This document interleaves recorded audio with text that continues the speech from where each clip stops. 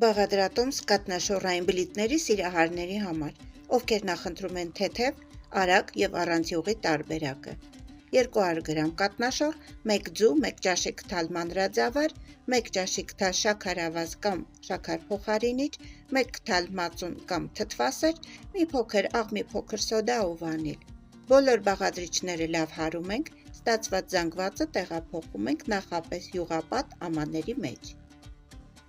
Դնում ենք միկրոալիքային վառարան 3 րոպեով: Կարող եք ժամանակը կարգավորել ըստ ձեր վառարանի հզորության: Հանում ենք վառարանից, վրան կարող եք լցնել նախընտրած մուրաբան, խտացրած կաթ կամ հալեցրած շոկոլադ: Ես օգտագործում եմ վարդի մուրաբա: